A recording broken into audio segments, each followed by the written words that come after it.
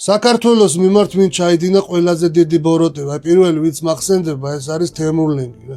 ფათახევის მონასტერში ბერმონაზნები გამოკეტა და ცეცხლი წაუკიდა. ცოცხლად დაწვა ამ ურჯულო მამან. დღესაც კვალი ატყვია მონასტერს. ასევე გადაწვა მთელი ქართული ტყეები, აჩეხა ვენახები, აჩეხა თუთის ხეები. ეხლა რო თეთრი წყაროსკენ მიდიხარ და ხერო არ არის, სულ მისი გადამწვარი არის.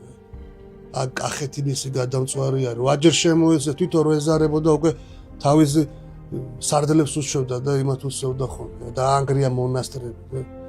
მაგის მერე ფეხზე ვერ წამოდგა საქართველოს. ასევე მეორე ვინც მახსენდება, ეს არის შაჰ-აბასი, რომელმაც 200,000 ქართველი გადაასახლა. მთელი თავისი ცხოვრება იმას ფიქრობდა, რომ გენოციდი მოეწყო. აეყარა კახელები კახეთიდან და ჩაესახლებინა ყიზილბაშები. არა მარტო შაჰ-აბასი, მთლიანი ირანი, მთელი ცხოვრება ცდილობდნენ, აი ვახტანგ გორგასთან დაწყებული სარწმუნოების შეცვლას ქართველისთვის და ისლამის მიღებას, ან მაზდიანობის მიღებას მაგამდე და სულ ხოცავდნენ ქართველებს და სულ აწამებდნენ. და მესამე ვინც მახსენდება, რა თქმა უნდა, ჯალალედინი არის, რომელმაც 100,000 ქართველი აწამა და თავი მოჰკვეთა და მტკვარში გადააგდო მათი გვამები.